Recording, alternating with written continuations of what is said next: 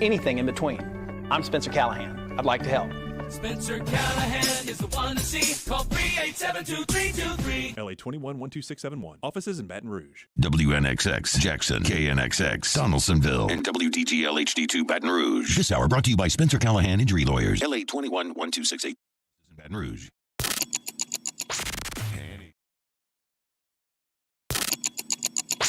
Hanny time. Hanny time. A daily look at sports from our resident historian. Your sports break during your lunch break. Now, here's Charles Sandegriff.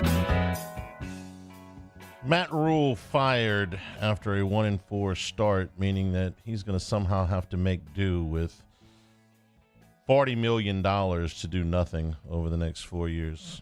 Proving that, once again, ex-football coaches have the best jobs in America, or lose the best jobs in America. Good morning, everybody. Welcome to Hanny Time, 104.5 ESPN Baton Rouge. I'm Charles Sandegriff, Mario Jerez, Taylor Sharp.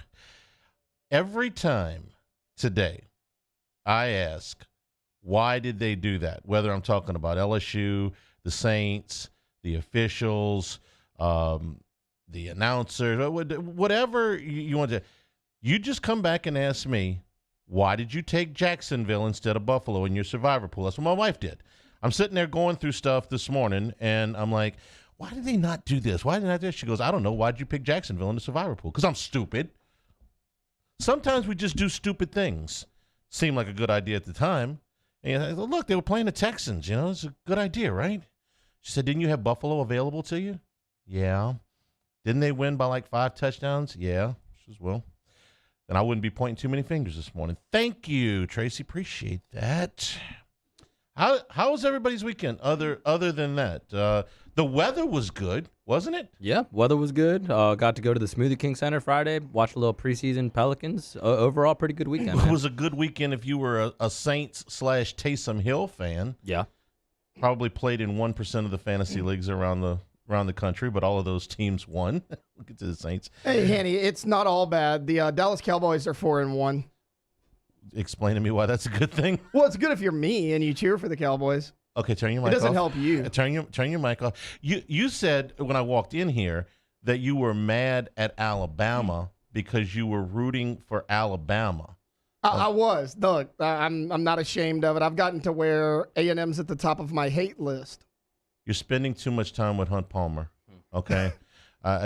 Hunt's show is twice as long as this one, okay? The Alabama hate flows through this show. The A&M hate flows through that show. That's 2 guys for 2 hours. I'm 1 guy for 1 hour. I understand how you've been corrupted, but you rooted for Alabama and the Dallas Cowboys in the same weekend. Did you have money on them?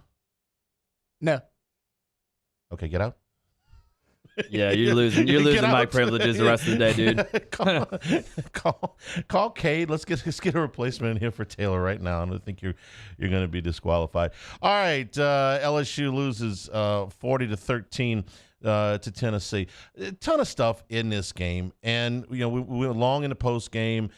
Took a lot of calls, a lot of stuff on Twitter, and so you know you have to kind of go through this game chronologically if you want to get the full context of it, and you really have to start on Friday, okay? Losing Will Campbell on Friday afternoon was traumatic because the EMS guys had to come out there and get him, and it also put LSU in a position to have to play a left tackle that had not practiced at the position all week. Then, you know, so to lose a guy to an injury and know you're going to have to replace him with a week's time or even a few days' time is a lot different than losing him when they're basically going through their final walkthroughs and then you have to make a change. LSU had to do this in 2020 when they lost Derek Stingley the night before the game, and the results were disastrous. The results, I thought Bradford did what he could, but that put LSU in a real bind. And then to lose Garrett Delinger in the first half and have to shuffle yet again was really, really tough. LSU played the entire game virtually behind by 2 scores.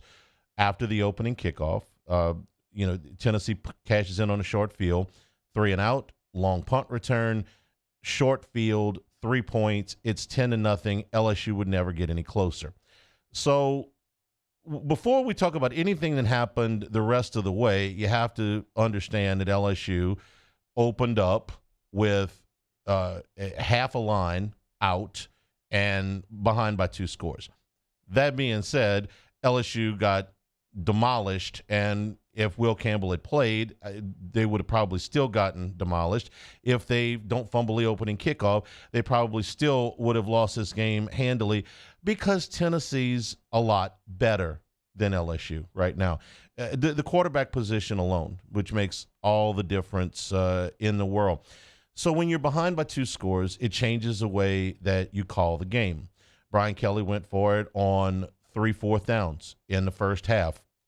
And I got to believe that if he wasn't down 2 scores to this turbocharged offense, he probably would have called that a little bit differently. But they don't execute on 2 of the 3. The third one was just a bad call. The first one, they snapped the ball too soon. They knocked Boutte off of his route. They come up probably 6 inches short of the first down. I think they kicked the field goal there if they're not down 10 points. And I think they probably should have kicked the field goal anyway, but I'll hear an argument the other way. LSU defensed themselves on that play.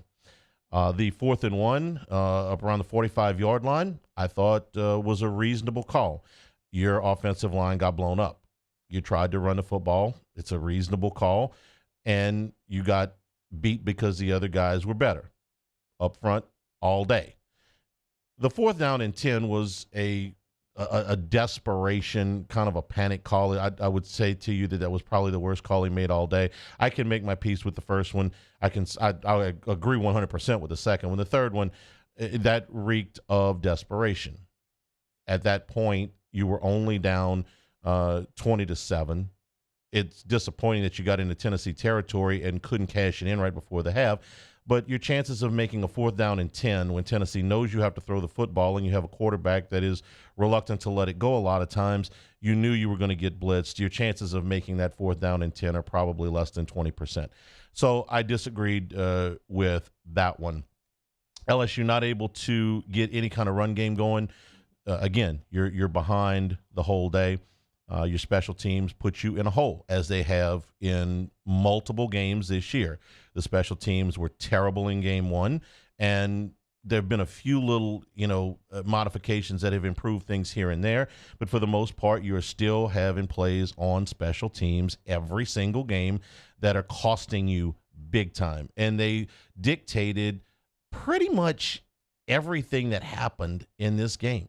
I don't know that there was a single decision that was made in this game that wasn't predicated on the fact that LSU was behind the whole game. It forced them to play a way that they are not very good at. Now let's get to the quarterback. Jayden Daniels, the numbers look good at 300 yards at 32 of 45. There were some plays where he did throw the ball down the field. There were a couple of 3rd downs in the first half when the game wasn't out of hand yet. To Malik Neighbors. One was on a 3rd down and 8 when Neighbors was covered, and he fit the ball in there very nicely. It was a good, strong throw, got him a 1st down.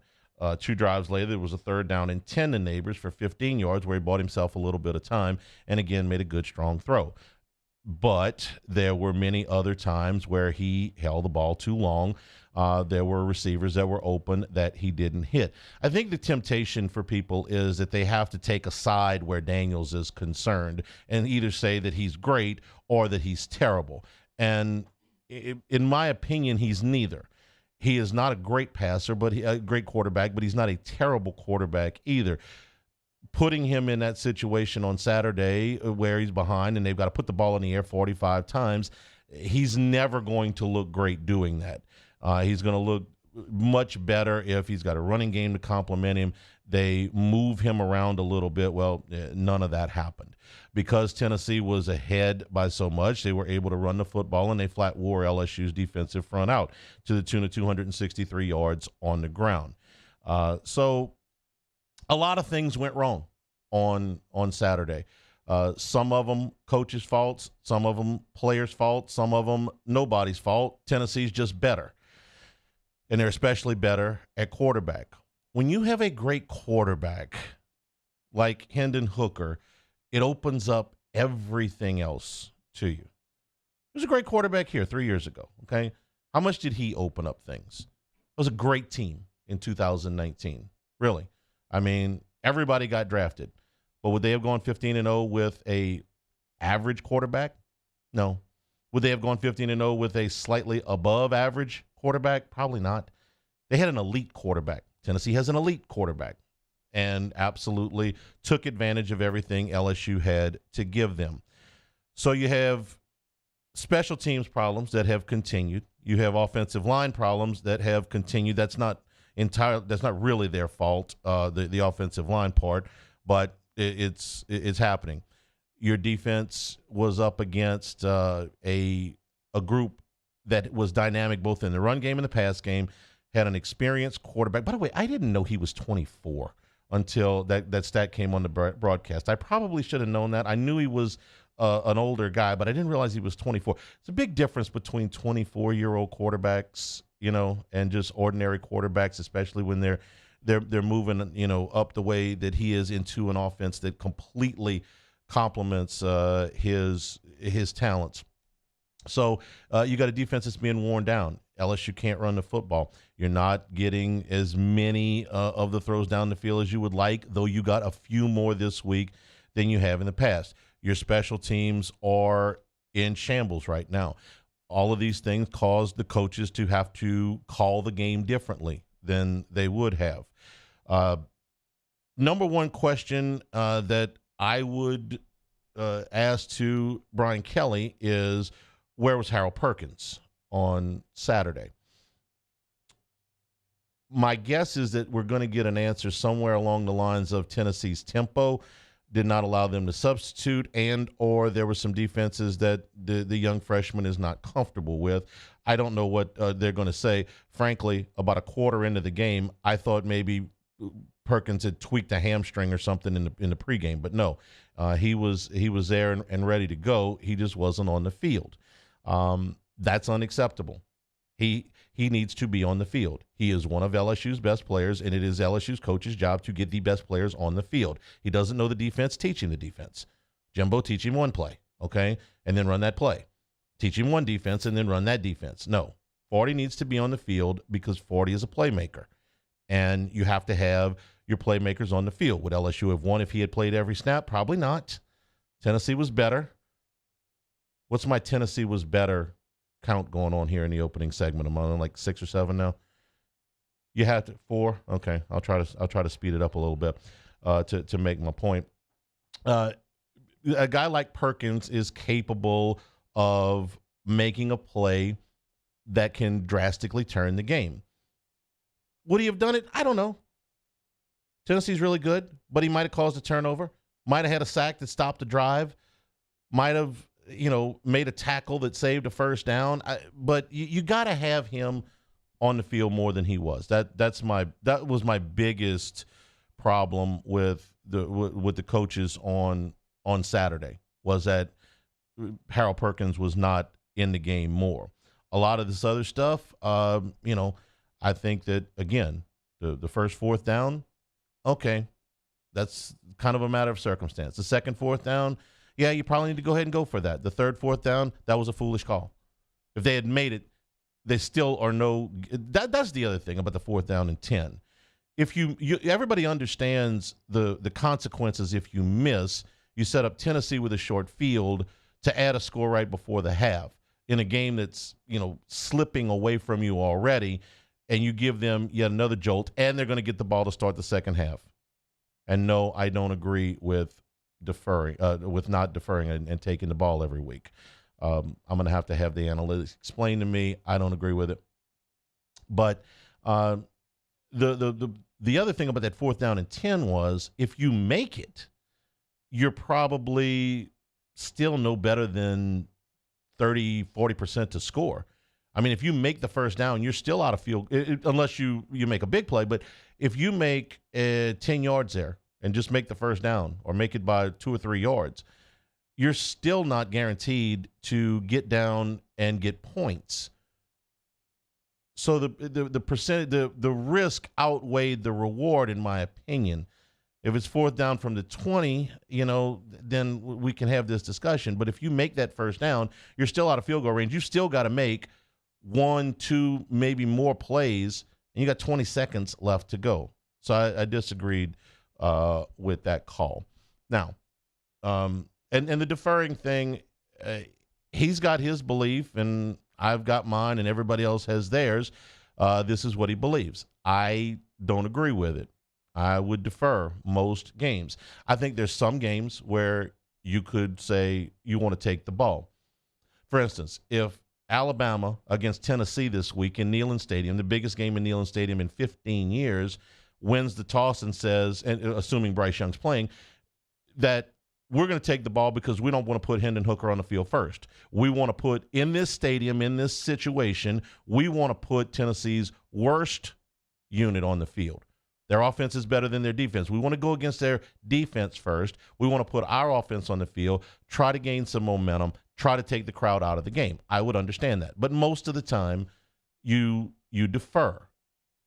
Before you could defer, and I'm old enough to remember this, NFL coaches in particular used to hope that they lost the toss so that they could get the ball in the second to start the second half and the win that they're back in the fourth. But for a long time, you couldn't defer. You just had to take the ball.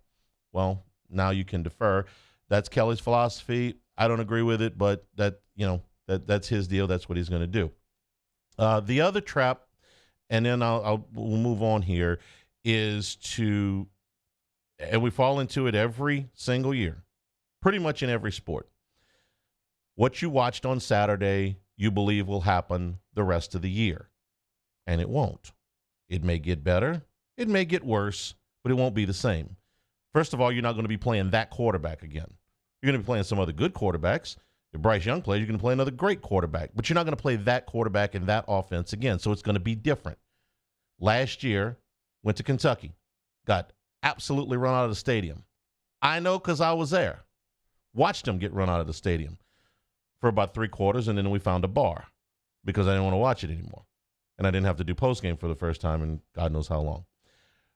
Came back the next week and beat Florida. Lost the game last year to Alabama in, heartbreaking fashion, throw to the end zone at the end, but beat Texas A&M on a throw to the end zone at the end. If you sit here and you say, well, there's 6 games left, they're not going to win anymore, you're probably going to be wrong. They're not going to win any more conference games. You're probably going to be wrong. You say they're not going to lose anymore. You're probably going to be wrong.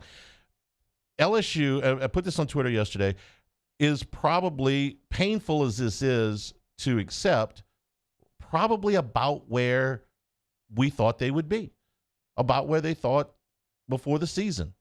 They were about a 6.5, 7-win team. That was what Vegas had them at, 6.5 or 7.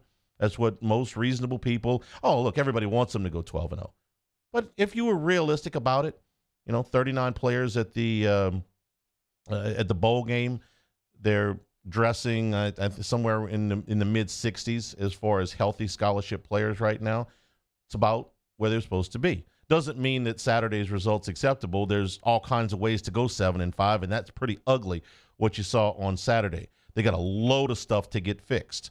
They got a load of stuff to get fixed for the rest of this year. They got a load of stuff to get fixed in the offseason. But this is probably about what you thought.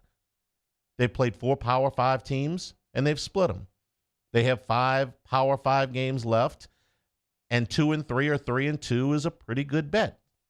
So if they beat UAB, and I don't like to reset these record predictions every week, but I'll do it because we're at the halfway point of the season. It's a good starting point. Like, where are they? What have they done? Well, they split the 4 games in the Power 5. Yeah, that's about right. What do you think they'll do the rest of the way? Well, they'll probably split them. Yeah, that's probably about right. If they lose all 5 of them and they finish at 5-7, well, we'll have the conversation then.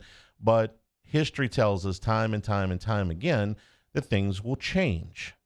Are they going to get Will Campbell back or they're not? They're going to get Garrett Delinger back or not? Is Daniels going to improve or not? I don't know. That's what makes this so fun, right? To come in and see. So it was a bad weekend. It was a lousy game. It does not mean that the world is coming to an end or that LSU will never win a game again, but they got a lot to fix. And I'd like to know where Harold Perkins was on Saturday and why he was not on the field more. Brian Kelly press conference. We're going to go to that in about 20 minutes. We'll take a break. Let's see what else we got. Saints, when we come back, this is Hanny Time, 104.5 ESPN Baton Rouge. This is Hanny Time. If you went out tailgating before or after the game, we hope that you made Supreme Rice a part of your menu, whether it be for your crawfish etouffees or your red beans and rice or any kind of stews. Or as we get later in the season, gumbo, make it with Supreme Rice. You're going to stretch your food dollar, and it's delicious. You're going to be supporting our Louisiana farmers down in Crowley, Louisiana since the 1930s. All of our Supreme Rice grown, milled, and processed down in Southwest Louisiana. So the next time you're at Rouse's or Walmart, at Costco, or one of your AG food stores, pick up Supreme Rice, whether it's in the brown, the long grain, the medium grain, or the jasmine. You can get it in the New Orleans market as well. For more information and great unique recipes, go to supremerice.com. In times of need, get a full list of phone numbers, websites, and other important emergency information on the Demco Stormwatch page at 1045ESPN.com.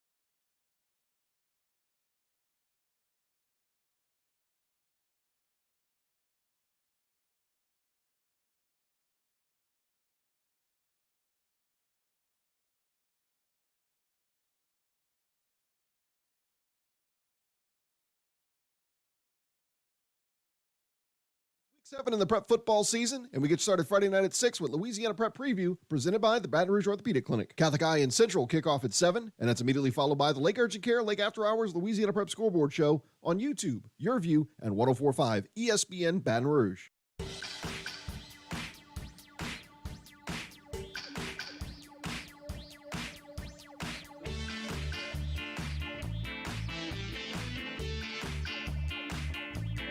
This is Hanny Time, your sports break during your lunch break with Charles Hannegriff on 104.5 ESPN Baton Rouge. NFL put out a memo this morning to remind all coaches that field goals are still worth 3 points. Because it's escaped the attention of a lot of NFL coaches and some college coaches that field goals are not worthless. They are, in fact, worth 3 points. Thought I'd throw that in there. Because the analytics people have really they've gone out of their way to take food off the table of kickers' families everywhere and just say that, field goals, for instance, if you're down 3 points, if you kick a field goal there, you tie the game. They're not worthless. If you kick the ball through the uprights, I've seen this happen in games before. You kick the ball through the uprights and they put 3 points on the scoreboard. It's an amazing thing. You don't kick the ball through the uprights and have them say, you don't get any more points. Nice kick. First down the other way. There were 3 points. Saints beat the Seahawks 39-32 yesterday in what will go down as the Taysom Hill game. Hill, you don't need me to tell you, was phenomenal yesterday. Only the third time in NFL history that somebody had run for 3 touchdowns and over 100 yards and thrown a touchdown pass in the same game. So that gives you kind of a historical perspective of just how good Hill was yesterday and how much the Saints needed him. Plus, they needed him in the pass game, big play. They needed him in the run game, a bunch of big plays. They needed him on special teams to return kicks, and they needed him to recover a fumble. I can't say any more about what Taysom Hill did yesterday. He was phenomenal. He's the hands-down player of the week in the NFL as far as I'm concerned, because the Saints not only don't win without Taysom Hill yesterday, they might have lost the game by 2 scores. But there were other good things that went on in the game, and I was most encouraged by Alvin Kamara's day. I would love it if Taysom Hill could go out and do that every week. Unfortunately, we know that's not the case, okay?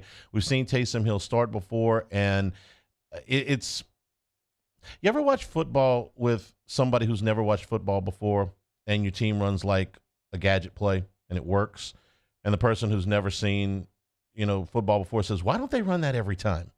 Because you can't, all right? If you took me to the opera, and which I know nothing about other than I know that the lady can't hit the high note for the entire 2-hour opera. Okay, there's a point in the opera where she hits the high note. All right, this was Taysom Hill's high note. You can't do this every game, but you can do this enough to give other teams fits. What you can do every game is run the football well besides Taysom Hill, and Alvin Kamara's 103 yards yesterday was very, very encouraging to me. I understand the Seahawks defense is not what it once was, but getting Kamara going was a big deal yesterday. Andy Dalton was about, what we've come to expect. Again, he's not great. He's not terrible. The other thing that I was most encouraged about yesterday was the Saints' ability to get off the field on third down. Now, it doesn't excuse the big plays that the defense gave up, and I understand that's a huge, huge problem. And Tyler Lockett just ate them up yesterday. But they were able to get the ball back and get the Seahawks off the field an awful lot of times yesterday. And that's something else that's sustainable. I think you can be good. I think if your team identity is that you're good defensively on third down, that you are getting a good pass rush, and I thought that the pass rush was pretty good yesterday. Cam Jordan, that guy continues to build his Hall of Fame resume. Those things were good. I liked the fact they were able to get off the field on third down and that they were able to rush the passer. They also got through this game, and this is the second time this has happened. The last time they didn't win, this time they did, where they pretty much ran out of wide receivers. They ran out of wide receivers in the game at Carolina. They were down to 2 healthy receivers, and they were down to 3 yesterday. Thomas was not available yesterday. Landry was not available yesterday. And Olave went out the game, meaning that at one point you looked an awful lot like the 2021 Saints, which is not, from a receiving standpoint, is not great. But Traquan Smith, he only caught 1, but it was a big one that, first down that put the game away. Juwan Johnson had 1 big catch as well. Even Troutman, caught a touchdown pass. Fantastic, thank you. But the most this is the Taysom Hill game. There's just not a whole lot that you can delve into. Hill was great. He is a unique player. There's nobody else in the league that can do what he does, and the Saints used him yesterday to win a football game. Fantastic. Next week, Hill might be bottled up, might only have 30 yards. But the things that you can build on and carry are the fact that you ran the football well outside of Taysom Hill, and you were able to get off the field on third down. The pass rush was pretty good. It was a game that the Saints, had to win. 1-4 is an awfully hard hole to dig out of. And, frankly, even the 2-3 hole that they're in right now is going to be kind of difficult to dig yourself out of. The Saints have got, some problems. But the fact that they got a win at home, it was an exciting game. It was fun to watch. And Taysom Hill. What else can you say when you have that dynamic player and you put him in position to make plays, and he does? Hallelujah. Get your best players on the field. Where was 40? Oh, wait, that was the other game. Sorry. Come back and talk a little bit more about the football weekend that was. Alabama almost got beat, and Taylor was rooting. We'll get to that and then see to the Brian Kelly press conference here in about 10 minutes. This is Hanny Time, 104.5 ESPN Baton Rouge. This is Hanny Time. Got some cool stuff coming up at Big Mike's. They're celebrating for Halloween. So for the kids, they do something called Trunk or Treat. This is on Aspen Boulevard in Denham Springs. They basically tailgate with trick-or-treat going on. So you can bring the kids out. There's music, there's candy, there's prizes. This is on Tuesday, October the 25th, and it starts at 7 o'clock. It's a free event, so bring the kids out for Trunk or Treat. The Halloween party for the grown-ups is on Saturday, October the 29th. Clarence the Entertainer will be there. Costume contest, great food and drinks, and shot specials at Big Mike's on Aspen, October the 29th for their Halloween party. Always build your football weekend around Big Mike's with happy hour drink prices all day on Sunday for Saints games. DJ going on Saturday during the college football action, and open late with the restaurant for the family after high school football on Friday nights. Big Mike's in Denham Springs. What kind of a big deal? Professional golfers John Peterson and JJ Colleen answer all your golf and life questions inside the new Drop Biscuit Studios podcast for the people. Download or subscribe today at dropbiscuit.com.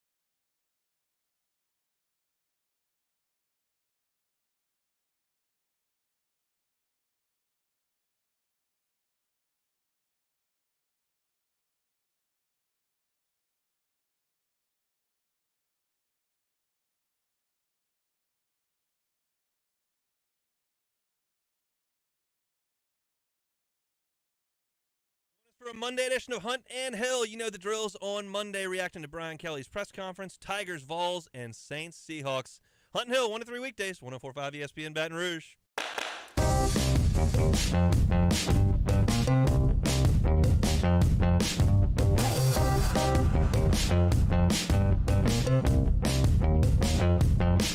This is Hanny time. Grab some lunch and tune in on 104.5 ESPN Baton Rouge. We got a year and a half left to deal with CBS and the SEC. Year and a half. It's important to count that down. LSU Ole Miss picked up by CBS in Tiger Stadium, 2:30 in the afternoon in a couple of weeks. Hey, you know what else they could have picked that week? Alabama and Mississippi State. Mississippi State's pretty good. You know, they're 5-1. They've only lost one game. What was that? Oh, yeah, that's right. They lost here. Usually they take the number one team when they've got the opportunity. We went through this whole deal last week or 2 weeks ago. Oh, Alabama's not number one anymore. Oh, got it. Because they almost lost this weekend. So now they're number 3. So that matters to CBS. See, the guy's got to get to his golf game. Who's the highest ranked team? Alabama. Okay, are they still number 1? Nope. Okay, take the other team. Hey, even the SEC commissioner doesn't get what they do sometimes. Sankey was pretty, was pretty candid when they asked him over the weekend about scheduling. Okay, just fix it. Year and a half left with CBS. What, they like night games down in Baton Rouge, right? Yeah. Okay, don't give them any. Thank you. Tea time. Appreciate it. The reason Alabama's not number 1 anymore is because Texas A&M scared the daylights out of them in Tuscaloosa. And for the record, yes, it was pass interference on the last play of the game. You're not getting that call. You're not getting that call. Have I taught you nothing? You are not getting that call on the last play of the game in Tuscaloosa. Also, it would have probably been a good idea if they weren't shouting from the Texas A&M sidelines where they were going with the ball. Saban don't need no help, no. Did you see him diagramming the last defensive play on his, I guess it's the coach's show or whatever it was? Yeah, sponsored. That was really good. Yeah, you watched that, and I don't know. I immediately felt a lot dumber about football after I watched that. I was like, okay. What he said, whatever you got there. But Alabama, without Bryce Young, can't throw the football really down the field either. Milroe ended up with 3 touchdown passes, but they were not able to consistently scare Texas A&M down the field. That wasn't the biggest surprise of the game, because if you watched Milroe against Arkansas, it was primarily what he did with his feet in that game and in this game as well. So he is not a polished down-the-field passer at all. What was surprising was that Haynes King went out there and actually battled. And listen, he's not the most polished down-the-field passer either, but I thought after the first quarter, I'm like, A&M could stay there until Thanksgiving and not score with Haynes King at quarterback. And I was wrong. In that game, he showed a lot of guts, made a lot more plays than I thought. They kept after it with the running game enough to keep Alabama, keep them honest.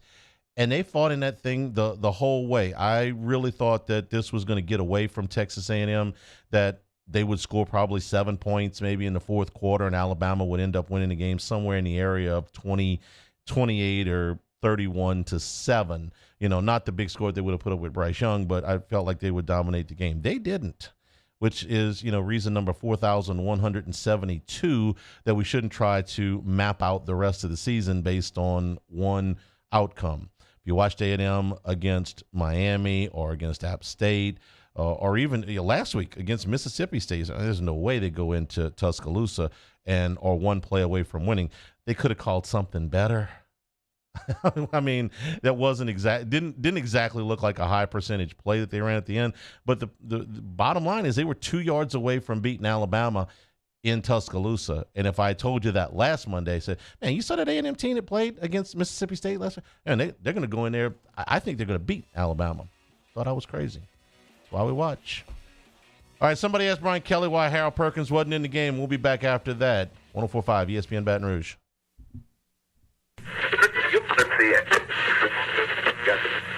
The following is an exclusive presentation of the LSU Sports Radio Network.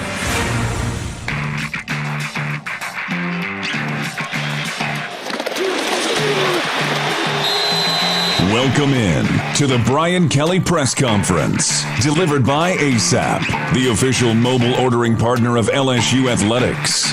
Download the ASAP app today.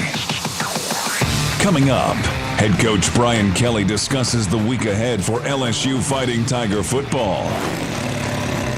But first, from inside the Capital One LSU Sports Radio Network studios, here are former Tiger Gordy Rush and the voice of your Fighting Tigers, Chris Blair.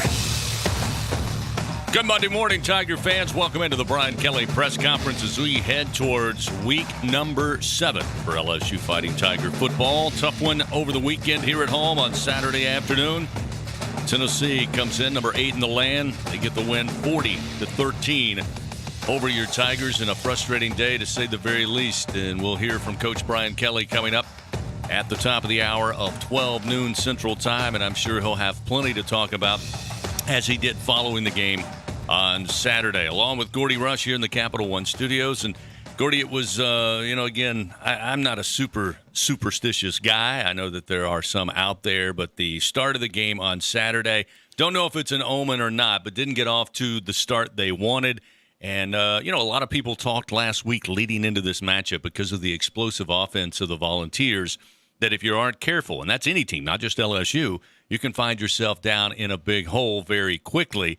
LSU has started out in holes this season. They've been able to overcome it, but before we knew it, it was 20-0 Tennessee. Yeah, I'm not sure how much of the 11 o'clock kickoff had to do with it, and it was it was an interesting 24 hours before the game with the news of Will Campbell that came out late Friday when he made that Instagram post, and I'm sure we'll hear more about that in this press conference. And then the opening kickoff, in which Jack Besh, who's been so reliable, fumbles the football, and the punt return. It's 10-0 before you know it. And look, I thought LSU was ready to play. Saw them pregame, and I still think the intensity was there. They just simply did not execute. Tennessee made all the plays, and they were playing catch-up the rest of the afternoon. Yeah, I think even down 20-0, I think we had the feeling, I imagine there were LSU fans as well, that felt like, okay, it could be a lot worse. LSU's defense put in a tough spot early after the fumble. They started at the 27-yard line. Then you mentioned we come out, have to punt it away, and it's a 47-yard punt return by D. Williams, who made his debut for Tennessee on Saturday. Now they start at the 26-yard line. Luckily, they hold them to a field goal, another field goal, to be 13-0 when it easily could have been 21-0 right out of the gate. Yeah, look, it was 20-7, and Dre Jenkins couldn't hold on to a deep post route late in the second quarter. And gosh, if he'd been able to hold on that, it might have been a little bit more interesting. LSU goes for it in 4th 10, unable to convert. Tennessee's able to get a field goal. And at that point, Chris, it really felt like the wind came out a little bit, and then Tennessee took the opening drive in the third quarter, opening possession, and scored with that. So look, Tennessee is a very, very good football team. They are a top 10 football team. LSU did not execute and had issues on all three phases of their football team. It wasn't LSU's afternoon. Yeah, absolutely. I mean, I think, as I said earlier, everybody understands the explosive nature of Tennessee's offense under Coach Heupel. And obviously Hendon Hooker is one of the top quarterbacks in the country. I think the biggest takeaway for me, and it'll be interesting to hear Coach Kelly talk about it coming up, is maybe, I don't want to say a surprise, Gordy, but the defense of Tennessee, everybody who had seen them play from a national standpoint, from those locally in Knoxville, had said, hey, the offense can put up points. Our question mark is whether or not the defense can play. They've been very susceptible to the passing game, and they played lights out. I mean, if they turn the corner on Saturday, then I think Tennessee is a team to be reckoned with the rest of the way. They held LSU to just 2 yards per rush on the afternoon. Yeah, they got in a shootout with Florida, and then even Pittsburgh, who is not the team they were a year ago, got the Vols into overtime early on in the season. So Tennessee's defense, it was better. There's no question about it. What impressed me, Chris, is that most teams that have played LSU were very aggressive, played a lot of man coverage, and decided to blitz and attack the inexperienced LSU offensive line. Also, teams that usually play on the opposite side of a high-tempo offense, they also They want to be feast or famine. They're going to tend to be aggressive. They're going to blitz with the idea, look, you're either going to score quickly and we're going to get the track meet that we want as a football team, or we're going to make something happen. But they backed up and played a lot of base. They just rushed 4, and I thought that they really executed at a high level and gave LSU fits. Again, there were 4 sacks on the day, and as Gordy pointed out, they brought a lot of 3- and 4-man rush, able to get home. We talked about the issues on the offensive line. Again, down Will Campbell, who's played so well in his freshman season up to this point.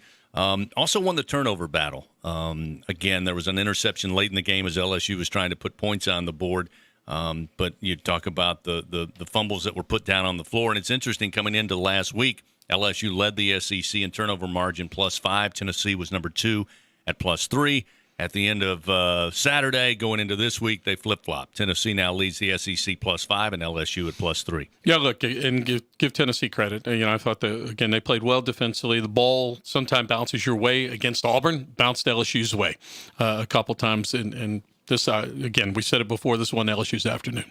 All right. Well, again, it was a tough day, 40-13. The Tigers, though, 4-2 on the season. They moved to 2-1 in SEC play, and now they head back out on the road, which now has to be the focus and the concern if you're the Fighting Tigers. You travel to take on Florida in the Swamp, prime time, 6 p.m. Central Time this coming Saturday. Tiger fans, make sure you download the ASAP app. Get all of your game day needs delivered right to your door. ASAP, the official mobile ordering partner of LSU Athletics. We're going to take a break, and we're going to turn the page. We'll look at the matchup coming up this Saturday against the Florida Gators, leading you up to 12 noon. Coach Brian Kelly will join us from the Lawton Room inside Tiger Stadium as the Brian Kelly press conference delivered by ASAP continues after this. Albertsons is making shopping and saving easier than ever. Check out Albertsons For You in our mobile app, where you can shop for groceries and save weekly with digital coupons all in one place. With Albertsons For You, you can earn rewards points every time you shop and redeem them for free groceries. Brand new Albertsons For You members receive $5 off their next $25 purchase just for signing up. Download the Albertsons app or go to albertsons.com to sign up. Albertsons, fresh food, local flavors. Support your LSU Tigers with Hancock Whitney, the official bank of LSU Athletics. From game day to the offseason, Hancock Whitney LSU credit and debit cards are a big win for any Tiger fan. Want to get your paws on these cards? Well, apply online or visit HancockWhitney.com/LSU. Hancock Whitney Bank, member FDIC. All accounts subject to credit approval. Terms and conditions may apply. If you're a small business owner, you've probably noticed how the big banks like to force you into one-size-fits-all financial service products. At Neighbors Federal Credit Union, we've created a suite of flexible commercial checking accounts designed to fit the specific needs of your local business. And with 9 full-service locations throughout Greater Baton Rouge, we're always just around the corner. We're a local small business looking out for other local small businesses. Learn more about Neighbors commercial checking accounts by visiting neighborsfcu.org. Neighbors Federal Credit Union. We're here for you. Insured by NCUA.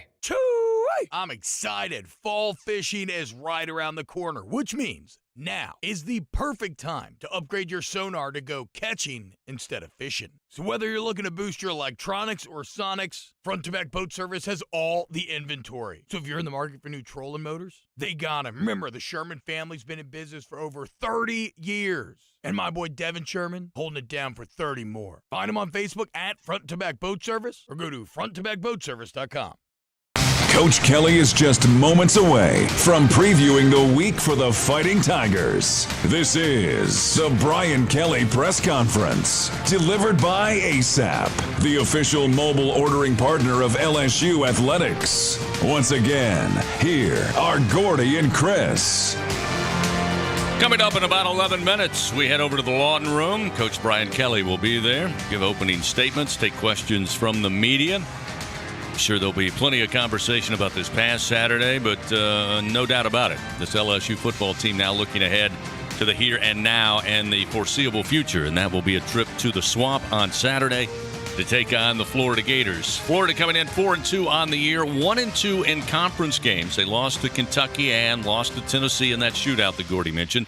Got the win over Missouri this past Saturday. Wasn't easy, Gordy, 24-17. That game tied at the half between Mizzou and Florida. And it's interesting when you take a look at the Gator offense, Billy Napier in his first year at Florida inherits the pieces that he inherits. Anthony Richardson, opening game of the year, looked like against Utah he might be an early Heisman candidate. Struggled against Kentucky. It was easy against Eastern Washington, and then last week Florida really relied on the run game. But against Tennessee, Richardson effective throwing the football. So the plays can be made if you give them to them. But it's still kind of hard, I think, for most people to get a gauge on how good this Florida team is going into week number 7. Yeah, Billy Napier inherited a similar situation. Coach Kelly did here at LSU. A lot of people leaving and going, and a team that struggled a year ago. What with Anthony Richardson, you have a tremendous athlete. He had a breakout game in the second half in Tiger Stadium last year. He's 81 of 145 yards with 5 touchdowns and 7 interceptions passing, only a 52% percentage completion rate, and so a little suspect throwing the football. Where they're not suspect is running the football. 6.1 yards a carry. They've got Johnson, Montreal Johnson, I believe, is the tailback transfer from the University of Utah. He's a fantastic back. Travis Etienne's younger brother, Trevor, from right down the road. He's been explosive, similar to his brother. All three of them are rushing for over 6 yards an attempt. And when you think about Billy Napier and the success he had at UL Lafayette, he had Levi Lewis from Scotlandville, and they ran the football. And that's what they do well. They want to run the football because defensively a year ago they were 10th in the SEC in overall defense, and I believe right now they're third from last. So they're trying to find themselves on the defensive side of the football. Yeah, that's where I was going first, was the Florida Gator defense. They gave up 26 points to Kentucky. Just got by South Florida 31, but they gave up 28 points. They lost to Tennessee, kept them under their season average, but did give up 38 points in that game. And then against Missouri, again, a 10-10 score at the half. Missouri able to get one more score in the fourth quarter. They give up 17 to Mizzou. And, you look between the lines of what they're giving up, as far as yardage is concerned. Total offense about 413 yards per game to their opponents. Yeah, and look at some of the teams they play, too, and that has to do with it as well, right? South Florida, who's an out-of-conference game. Jeff Scott's down there from Clemson, and so they're better, and they're going to throw the ball over the park. He was a part of some of those Trevor Lawrence offenses up at Clemson. So that's some of it, and we know how good Tennessee is offensively, and Utah's a good football team. They're not where they were a year ago, but they're still a very good football team. Again, similar to the situation that was here at LSU is at Florida. A lot of new faces. They're trying to put people in the right seats on the bus. Again, this is the traditional SEC East and SEC West. It'll be the second week in a row for LSU taking on a team from the other division. But this one is, I guess, one of the more contentious, at least in my opinion, for that cross-division rivalry, Florida and LSU. And the Tigers have a 3-game win streak going back to, obviously, the magical 2019 season. Last year was probably one of the highlight games outside of Texas A&M to finish the season. But Florida gets up for this game, too. And if they've struggled throughout the season up and down, something tells me, and I'm sure Coach Kelly's going to talk about it today and with the team, you're going to get the best shot for the Gators coming up this Saturday. It's Tom Petty Day at Ben Hill Griffin Stadium. And you and I were discussing that because we remember Tom Petty passed away on the 2nd of October, 2017. LSU played at the Swamp on October 7th, 2017. They had the fourth quarter Tom Petty, memorial that they do. That's become a tradition there. And so no surprise it's going to be Tom Petty Day at the Swamp and LSU. I'm excited about that. That was a 17-16 game that LSU won, and that was a snoozer. That really wasn't a great football game, and the best part of it was Tom Petty. And you're right, they play I Won't Back Down at the end of the before the fourth quarter, and it's a pretty cool scene and one of the better scenes in SEC football. Look, it's Saturday night in the Swamp. There's a lot of energy with Napier there. They've been practically sold out for all of these games, and they realize, similar to LSU, this is a rebuilding project, and Anthony Richardson is fun to watch. Now, he, like I said, he came on the scene the same time that Ty Davis-Price was running those traps. All I remember last year against Florida, like LSU ran the same play. They ran the trap, and Mashburn was kicking out Florida defense's ends, and you might have the number in front of you, but Ty Davis-Price ran for a lot of yards, and then all of a sudden, here comes Richardson, and LSU couldn't stop him. Yeah, set a record that day, which was a memorable day, again, in an otherwise dismal season. I wanted to talk to you because a lot of times it's a first-year head coach, Brian Kelly at LSU, Billy Napier at Florida. There's a ton of transfers for both of these teams that are going to be involved in this rivalry for the first time ever. But as a player coming in, new coaching staff, but it's a traditional contested game, hot rivalry. Is it easy to pick up on that and immediately start hating Florida and immediately start hating LSU? No question. You can't go into an environment like the Swamp and have that sort of music. And it is, to me, it's the tallest stadium. I mean, it really is imposing. When you come out of the LSU locker room and you look up the way that is set into the ground, and the top part of the home section is as high as any stadium that I'm in. It's one of the great environments of all of college football. And to me, it's not whether or not it's a home or away game. It's whether you have noise and electricity or you don't have noise and electricity. No, nothing against our friends up in Nashville, up at Vanderbilt, but at 11 a.m. game, and Vanderbilt's a tough place to turn the switch on. 7 o'clock Eastern time in Gainesville, Florida, in the Swamp, you shouldn't have a problem at all. Real quick before we hand it off to Coach Brian Kelly in the Lawton room, offensively for LSU, again, Tennessee, you got to tip your cap to them. They played an excellent game, had an excellent game plan, and they executed on the defensive end.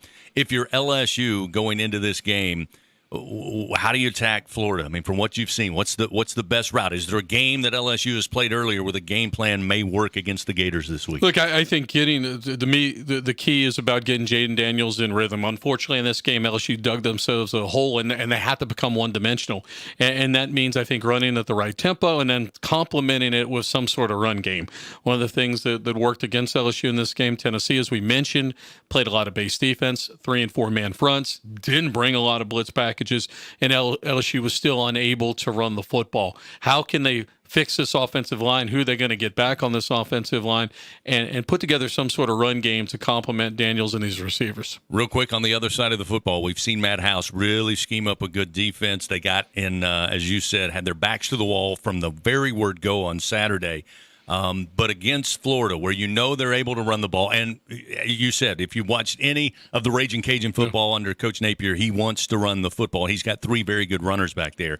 Is it simply saying, hey, let's just keep Richardson in the pocket, make him beat us with the pass? No, it's numbers in the box, Chris. Whether you want to go get him or not, you want to put numbers in the box to be able to stop that run football game. And then at that point, that means you're going to have to take some chances on the back end. How do you limit the number of big plays? And that's where Richardson can get you. If you've got man-to-man coverage back there, don't give up a big play. And again, Richardson, ATN, all these backs are very capable of going 20-plus anytime on you. Again, hoping and expecting to hear maybe some injury updates from Coach Kelly. Again, hopefully going to have Will Campbell back on the left side of that offensive line and make sure nobody came out of the game on Saturday with any significant injuries going into where they need all hands on deck against the Florida Gators. As Gordy said, an imposing atmosphere, always a bitter rivalry between Florida and LSU. Of course, we'll have the coverage for you beginning from the Swamp right here, actually, on campus at LSU with LSU Game Day coming your way at 4 o'clock Central Time. And then just after 6 o'clock, we'll have the coverage for you as Florida and LSU get together one more time. Again, it's a fun atmosphere, but LSU, this is an important game for the Tigers. I mean, you look forward to these types of matchups, but as Coach Kelly said, when the calendar flipped to October, it's the meat of the schedule. Oh, no doubt. You got Ole Miss coming up, which, by the way, they just announced will be the 2:30 Central game on CBS. But you got Ole Miss. Obviously, you have UAB out of conference, and then you step back in after the off week with Alabama. Yeah, when the schedule came out, these were the 4 games that you circled. This was defining the season right here. Whether or not you're going to be in contention in the SEC West or maybe get to 8 or 9 wins, you had to come through this stretch 500 in this first year with Coach Kelly. That would be a goal to win 2 out of these 4. It is a tough stretch when you look at Auburn, Tennessee home, at Florida, Ole Miss. Again, Florida 4-2 on the season, 1-2 in conference play. The Tigers likewise 4-2, but ahead in the SEC race at 2-1. Coming up, we're just told Coach Brian Kelly has made his way to the Lawton Room, and in fact, in just a few moments, we will head to the stage there and the podium, hand the microphone off to him. But Gordy, thanks as always for being in, talking a little football, and we'll see you in Gainesville. At least we're covered inside the bunker, the press box area there. You're right out there in the elements. And the other thing that makes Florida very tough is the student section is right behind the opposing bench, and they have adult beverages that they serve until usually the fourth quarter. And I'm happy when the fourth quarter comes around and they shut that down. It is a rowdy place, and they like to get in the players' ear. Here we go. Let's go to the Lawton Room. We'll hear from Brian Kelly during the Brian Kelly press conference delivered by ASAP. All right, good afternoon. We'll start off with a quick look back over the weekend, which was not certainly a weekend that I'm anxious to look back at, but you have to take the good with the bad, and certainly that was not anything that we want to put up there as a performance to be duplicated. But the fact of the matter is, Tennessee played well. We did not start very well. Our attention to detail, the fundamentals, clearly has to get better. We've got to coach our team better. If you look at it, it's in its entirety. A number of little things here and there. We certainly can't start the way we did, as I mentioned, in terms of, spotting a really good team, 10 points. Guys battled, but again, you have to play clean against the top 10 team. We did not do that, and we got, what you deserve in a game like that. If you don't play smart football, if you don't play clean, you're going to get what you deserve. So hats off to Tennessee. The great part about it is you get to flip the script and get back to work, which we do that today, and get ready for a trip to Gainesville and a very difficult place to play on the road, and playing Florida, a team that also picked up a good win last week against Missouri. And, both first-year head coaches, certainly looking for consistency with their team. It's a really talented football team on offense.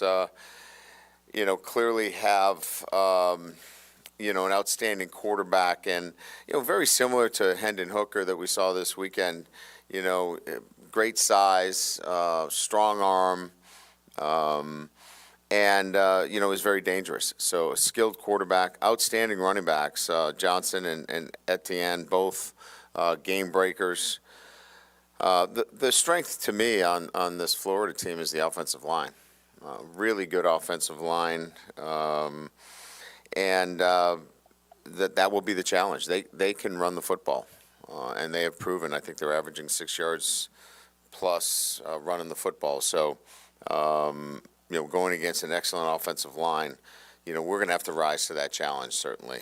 From a defensive perspective, really like the linebacker Miller, extremely athletic, big defensive line. I think Hill was the SEC Player of the Week, had 2 interceptions. So, a talented SEC defense. Offensively, we're going to have to be obviously much more balanced than we were. But we'll go back to work, and look, we're right. You guys will probably laugh, but we're right in the middle of our process. We're working at it every single day, and it's a journey. And I'm excited to be on it. Our guys are working hard to get better every single day, and we'll get back to work at it this week to bring more of the traits necessary. There's a lot of talent in this league. You can't just win on talent. You got to win with, playing smart and You've got to have a great attitude. You've got to have great focus, and those traits we'll keep working on, and look forward to bringing them, and we'll need to bring them to the Swamp this weekend. So with that, we'll open up to questions. Coach, you talked a lot back here. You talked a lot about coaching it better. How do you self-scout that part of it when you're busy and you guys are busy trying to get the game plans ready for the next week, review the last week, et cetera? How much of it can you actually implement? Yeah, so I think it's a lot more about recognition of your players and what you can do to put them in better positions as you get a chance to know your players even more. And so I think that's where good coaching and good, assessment comes in. And then, how are they retaining knowledge, right? So, everybody learns differently. Is it walkthroughs? Is it whiteboard teaching? Is it more film study? I think we have to look at our teaching, and if it's not being retained, it falls on us as coaches, teachers, and educators to make sure it can't be just, well, he's not getting it. We have to look at and find out how can they get that and apply it and take it to the field. First, how's Will Campbell doing, and any update on Garrett Delinger's MRI? And then also, didn't look like Harold Perkins was used pretty sparingly. Is there any main reason for that? 3 questions in one. You did a nice job. Really, it's flowed very well. Good news on Will Campbell. Had a major test this morning that he passed. I think he's going to be released here in the next hour or so. We've got one more hurdle. We think if we pass that, which we're confident, we'll see what happens, things are trending in a really positive direction for Will. So we're really pleased. Garrett's got a second-degree MCL, so he'll be lost for this week and most likely next week. We're really thinking that it's probably a 2-week injury for Garrett Delinger. Perkins, look, as you guys know, we moved him to Sam linebacker. Last week was not a position where, and the game. The game was a spread game. You got 2 receivers that are out on the numbers. Harold would have had to be standing out on the numbers playing the game as the Sam. We nickeled out. So we were in a nickel situation. We would have had to change his position back to inside linebacker for that game. We weren't going to do that. This is a game that suits him really well. You'll see a lot of Harold Perkins this weekend. Hi, Coach, right here. What was your reaction to Keyshawn Boutte scoring his first touchdown of the season? Yeah, you always want to see your guys do well.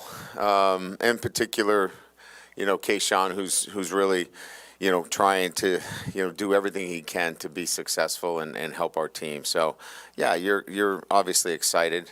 You want to see more for him. But, yeah, no doubt, I think everybody was happy for him.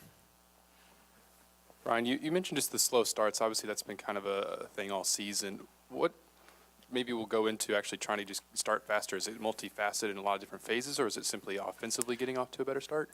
Yeah, I just wish I could give you a better answer. I thought we were prepared. The guys were excited as we were coming out to the field. I thought our preparation, I don't know that I would do anything different.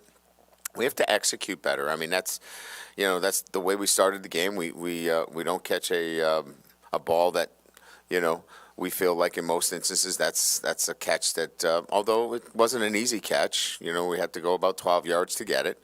That's one that we normally make on a punt return. We've got guys in position. But look, it is what it is. We got off to a slow start again.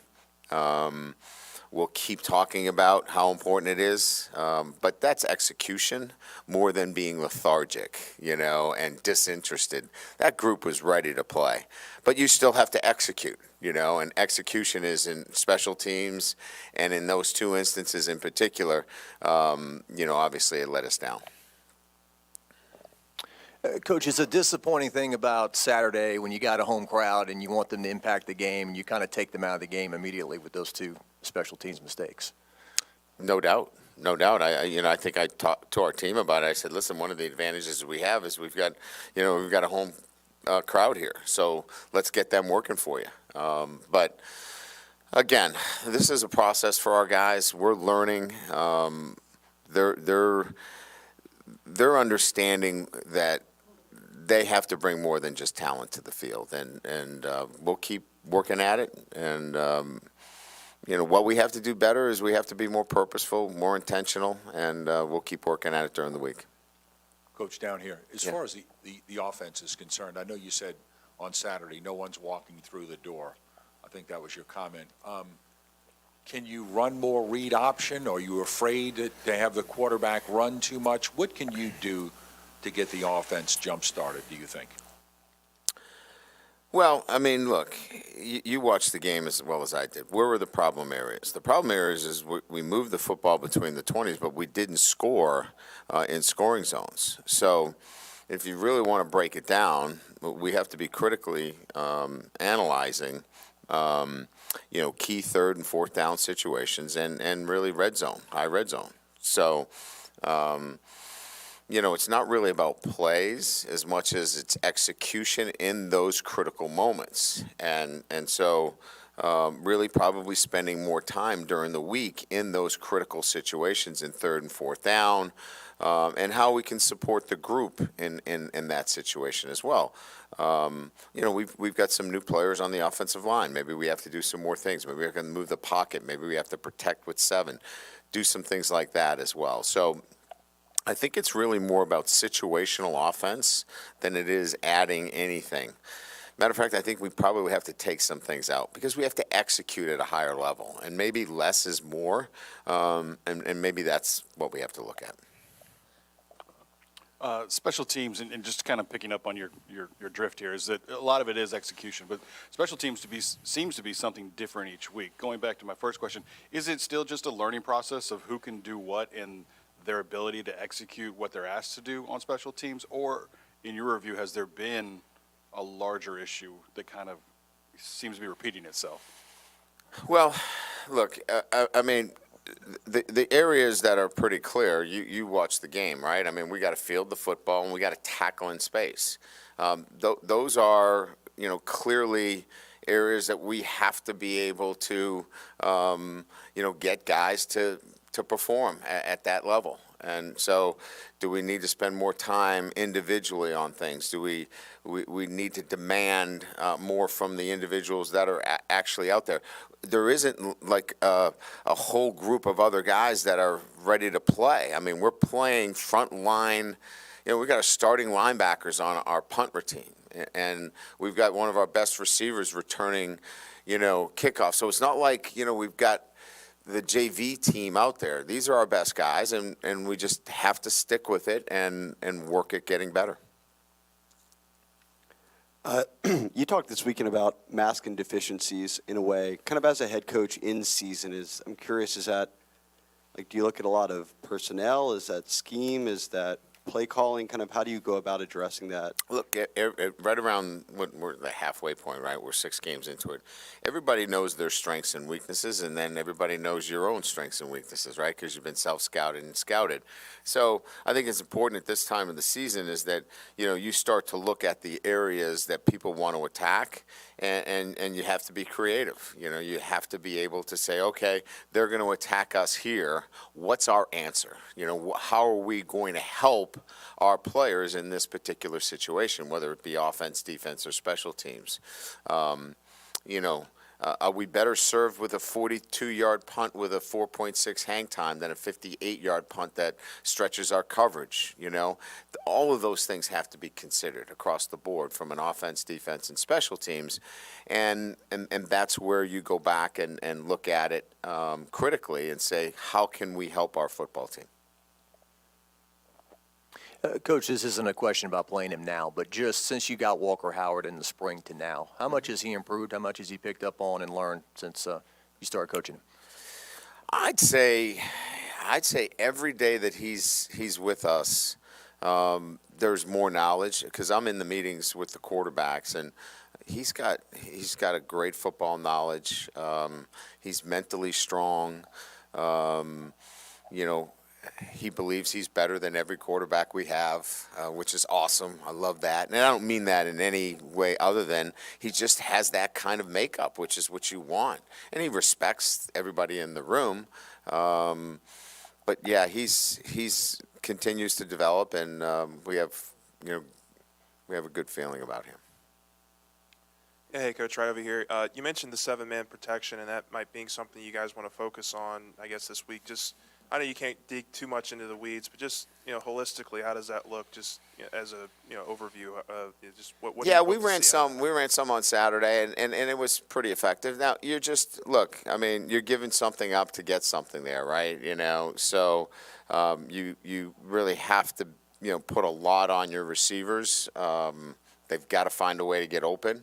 And it's not a panacea, right? You can pick your spots and do a little bit of 7-man protection, but you also got to be able to get the ball out of your hands if you're being pressured, and your 6-man's got to hold up as well. But look, I guess I don't want to make too much of it, other than kind of what the question was posed, is that as coaches we have to do a better job as well, and so we're going to look at everything that we can do to help our football team continue to get better. In that same vein, how have your tight ends were such a question mark going into the season? How do you think they've done, both offensively as weapons, but also in their pass blocking? I think in the passing game they have been.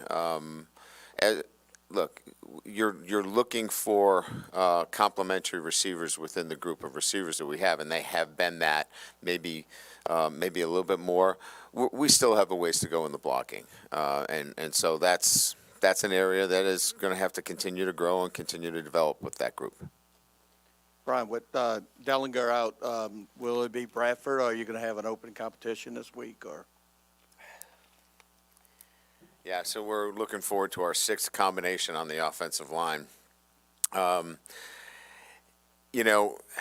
I can tell you right now, as I stand here, we've got 4 guys that we know for sure. And then the rest we'll have to kind of figure out.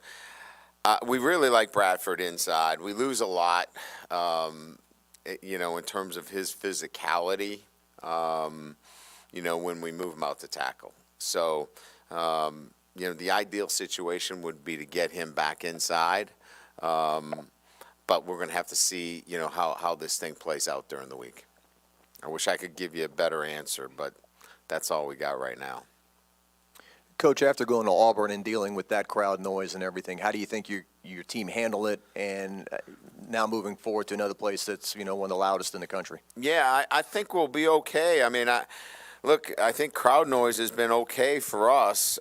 We seem to be a little bit more focused and locked in when we get that.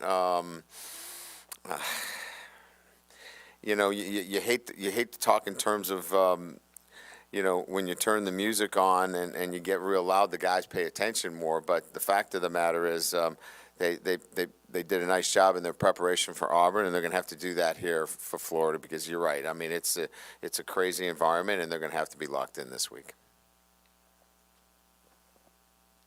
Kind of to your opening stanza there, just are you where you thought you might be? And what do you say to a team after a loss like that?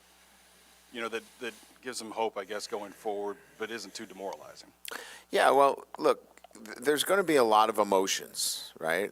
And emotion is part of, what happens after a win or a loss. What you have to make sure is that you have the right emotions. And the right emotions is that our guys care. And then redirect them into caring about the right things. Look, the line is long for those that want to win. The line is usually shorter for the line that says, are you willing to do the things necessary to win, right? That line's always a little shorter. So we just have to make sure that our guys are going to continue to do the little things necessary to win. And that's all. We want them to have emotions. They should be angry. They should be upset. But we have to redirect those emotions into caring about winning. And the process for us, we're just, we're six weeks into the season. This process is a process. And I know that's going to be a terrible quote for everybody, but that's the reality of it. And I'm okay with that, and we'll continue to work on, getting to where we need to get to. To that end, are you – obviously you can't know everything when you take the job, but are you about where you thought you would be? When you finally discovered the positives and the shortcomings that you had as a program dealing with trying to get it back to a championship level? Well, look, let's be honest. I mean, I really didn't know the roster until I got a chance to examine the roster. And so I got a glimpse of it during the bowl prep and then saw where we were at and knew that, okay, we got some work to do. And all I then really cared about is that the guys wanted to do the work necessary. And they have. They have. And we're going to have some more good days, and we're going to have some more bad days. This isn't the first time that I'm going to have to stand in front of you, and we're going to have to answer a lot of questions about why didn't we do this and why. And that is all part of this, and I should have to. But the fact of the matter is we're in the middle of teaching guys new habits, a new way of thinking, a new way of doing things, and they want to do it. But it's hard, but they're committed to doing it. Ryan, you mentioned just Florida's offensive line, the run game. Yeah. Obviously, gave up over 200 yards rushing against Tennessee. Do you have any level of concern with what needs, or something you need to change on run defense after a game like that heading into Florida?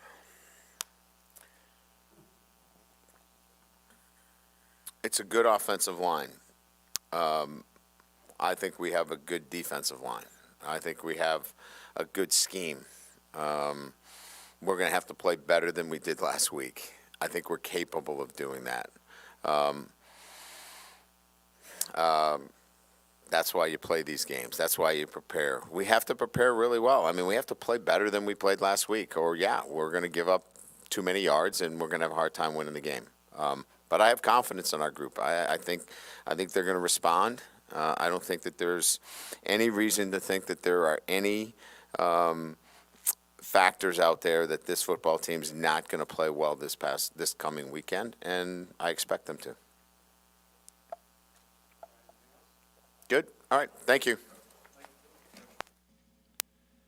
Coach Brian Kelly this week with the press conference as the Tigers come off the tough loss to Tennessee and now regroup, get ready to take on Florida on the road in the Swamp coming up this weekend at 6 p.m. We'll take our final timeout. We come back, some news and notes, get you ready for the week. It's the Brian Kelly press conference delivered by ASAP. Together, we are partners, setting a new standard for health. Together, we prove that no matter how battle-tested we are, our spirit remains undefeated. Our Lady of the Lake and LSU are creating transformational change and impacting Louisiana with a new standard for healthcare, research, and education. Together, Our Lady of the Lake and LSU are champions for Louisiana. Together, we roar. Learn more at ololrmc.com/LSU. Welcome back to our podcast here in the Bayous in Louisiana. We are looking for the exclusive multiplier games from the lottery with Louisiana's very first $20 scratch-off and a top prize of $500,000. Wait a tick. We found it! Hold on. What's that sound? I think I'll get a closer look. Wait! Hey, that's the Explorer! He found the multiplier games! Thank you, everyone. Try all 5 multiplier games. You could win up to $500,000. Must be at least 21 to purchase.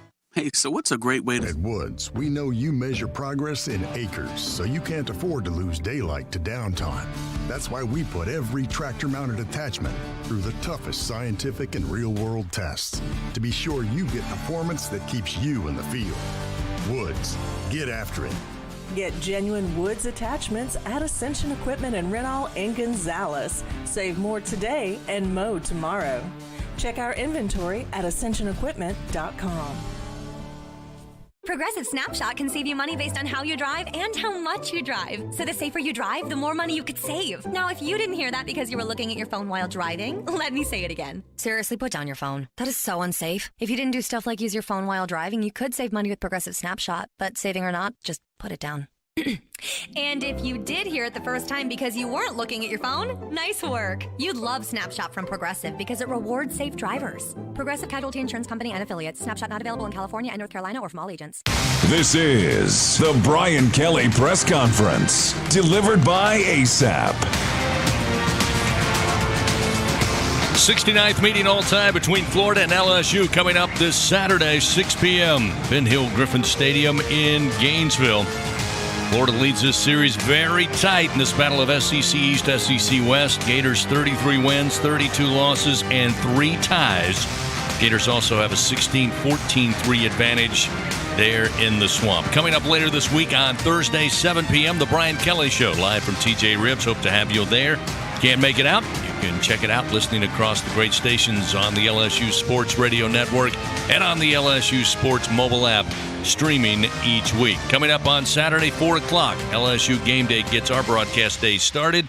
Again, it'll be Hunt Palmer, Marlon Favorite, Brandon Taylor, leading you up to 6 o'clock. Doug Morrow and Gordy Rush will join me from Ben Hill Griffin Stadium for all the coverage of Florida and LSU. Thanks to Gordy Rush once again. Thanks to you for stopping by. Hope you'll be back here next week for the Brian Kelly press conference delivered by ASAP.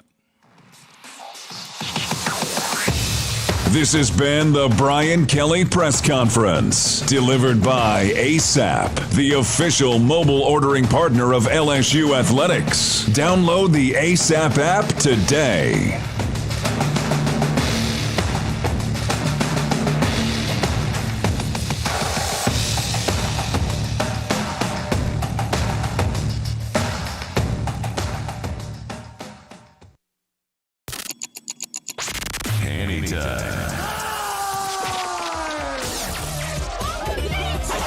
Anytime.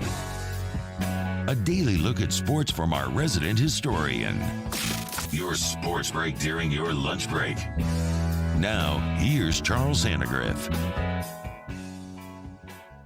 Welcome back into Hanny Time. By the way, the Hanny Cast podcast is posted. That's Gordy and I. You can get it Apple, Spotify, the website 1045ESPN.com. We went through for about a little under a half an hour on just the game. So a lot of stuff I'm not going to have time to get into on this show is on the podcast, so you can check that out. Gordy went through the film. We talked about a lot of specific things. Let me get to, and I'm going to take some questions out of the chat because I think there's some good ones. The Will Campbell news was good and a little bit surprising. Didn't realize he was still in the hospital, but apparently getting out here pretty quick. That's good news. Even the Delinger news was good. A second-degree MCL. Watching him on the sideline with the braces and the crutches, it's actually a little bit worried that could have been worse. The question about Anthony Bradford, they like him inside. If Campbell gets back, then you can have Frazier and Bradford inside, Jones and Campbell at the tackles, and Turner at center, and get back to, I guess, as close to normal as you can. That depends on Campbell getting back. The question about Harold Perkins, which was answered this way, that they have moved him to Sam, and that they were nickeled out in this game, and that he would have been out on the numbers. And this game is a lot more suited to him for Florida. Okay, I hate that answer. Hate it to death. I respect Brian Kelly. I think that, the guy's the right football coach here, and I think he's going to do great things. I hate that answer. Your job as the football coach is to get your best players on the field and put them in position to make tackles. There is nothing schematically that your opponent can do that takes your best football players off the field. I'm sorry. Your job is to figure out a way to get him there. I've told the story a million times. Saban and Fisher with Skylar Green was in the press conference. There was probably 10 of us there. Saban was he wasn't out of his mind. He was exasperated, I guess would be the word, when somebody asked him, why isn't Skylar Green in the game? And he said, I'd like to know that too. Jimbo says he doesn't know the plays. I said, Jimbo, teach him one play. We'll put him in for that play. Okay? If you know what Tennessee's going to run, and Tennessee didn't run anything on Saturday that they haven't been running all year. So if you're leading up to the game and you know that's what Tennessee's going to run, it's your job to make sure that your best players get on the field and they're in position to make plays. I don't want to hear, well, we couldn't get him on the field because they're running that. No, that's your job. So I hate that answer. Hate it a lot. Figure out a way to get your best players on the field. If he doesn't know this scheme or this play or whatever, it's your job to teach him. He doesn't know this right. No. Well, they ran it. No. You get your best players on the field in the story. So now you're going to ask me, why isn't Walker Howard on the field if he's the best quarterback? Okay, here's the thing. I don't know if Walker Howard is the best quarterback right now. I think he's got the best long-term potential. I think he's got the most talent. But is it fair to put Walker Howard in the game in an SEC venue, on the road or even at home, really, with really not much of a running game and a makeshift offensive line? Is that fair to the kid? Are you putting him in the best position to succeed? Is that really where you want him to make his debut? I don't think it is. It's not really even about the redshirt year. I've gone through my take on that before. I don't think they're playing for 2026 today, all right, which is Walker Howard's fifth year, which is what the redshirt allows you to do. I think they're playing for, right now. But is Walker Howard the best quarterback right now? I don't know that it's fair to put him in that spot.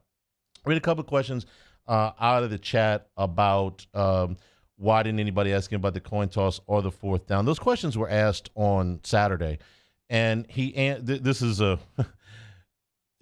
another case of why don't you ask him that? No, they asked. He answered. You don't like his answer. Okay, that's fine.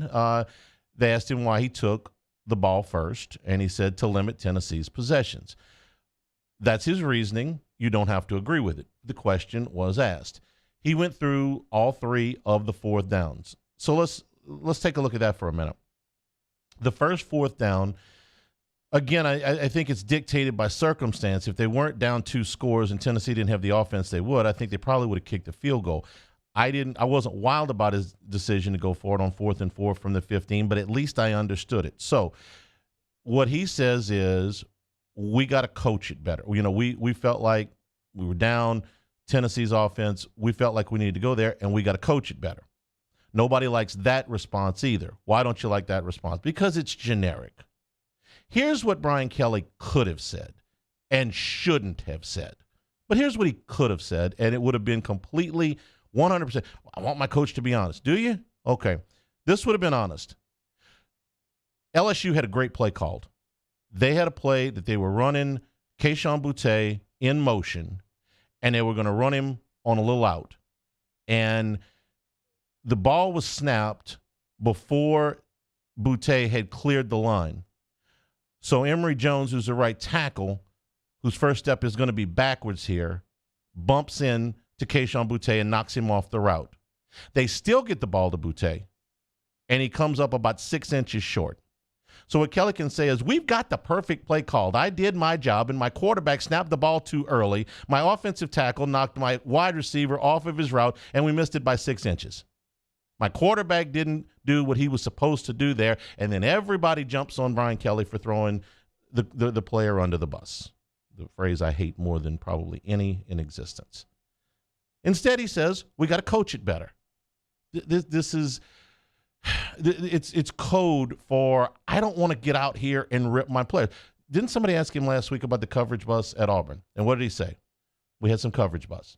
He didn't say this player should have been here the way we coached it, and he wasn't, because he's not going to do that. This is modern coaching, all right? 25 years ago, you come out in the press conference, you say, man, look, I did what I was supposed to do. The dumb player made the wrong play. You don't do that. So what does he say? He says, we got to coach it better. That was the first fourth down. Again, I'll hear arguments on either side of that call, okay? I wasn't wild about it, didn't hate it. The second fourth down is a 4th down and 1 from the 45-yard line. You're behind, and you feel like you should be able to make a yard. You're not in plus field position, but you're close enough to midfield to make, I think, that a reasonable call. I would have gone for it there. Your offensive line got blown up. They knew, well, I don't know if they knew what was coming. I guess you could have played past off of it, but they manhandle you at the line of scrimmage there, and the back's got no chance. So he's dumped for a loss. The third one I thought was a panic move. I thought that was a bad call. 4th down and 10. You're just inside Tennessee territory, and there's 28 seconds to go in the half. It's 20-7 at that point, so you haven't. The game's not out of hand at this point. You would have liked to have paid off that drive, but the chances of making any 4th down and 10, that's a low percentage.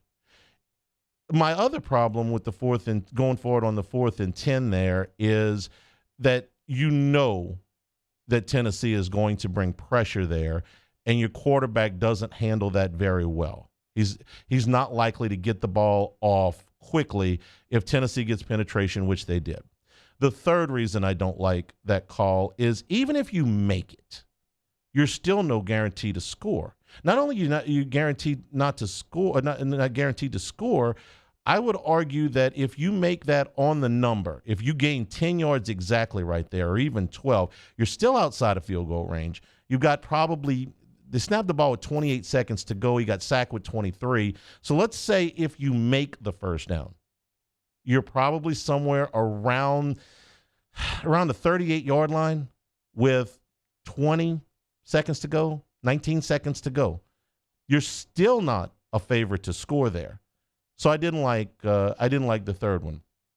But what does he say? We got to coach it better. Okay, so the analytics tell him to go for it there. There's a lot of times I don't understand why the analytics would tell you that is a play. I think you've got to pay some attention to the flow of the game. I didn't understand last night watching the Bengals and the Ravens when Cincinnati, with 3 minutes to go in the third quarter and down 3 points and 4th and goal from the 2, decided to go for it. I don't know what your odds are to make the play from the 2, but they're a lot less than they would be to make a 20-yard field goal and tie the game. That's guaranteed. But like I said at the top of the show now, there's this aversion to field goals that field goals are worthless now. Just like stolen bases in baseball. They're worthless. No, they're not. Guys score from second base on a single. They don't score from first base on a single. They're not worthless. I'm not saying I want my 240-pound catcher stealing bases, but don't tell me stolen bases are worthless. They're not. Don't tell me field goals are worthless. They're not. They're not. They're like making a B in school. It's not really what you wanted, but it's not. It's not a failing grade. So those were the questions. As far as taking the ball, I'm not wild about that call either. I would rather you have the ball to start the second half when you've gotten a look at what the opposition is doing, and you're going to have, if there's any wins, you're going to have to win at your back in the fourth quarter. So I like that better. He disagrees. He's a coach. That's his call. What else?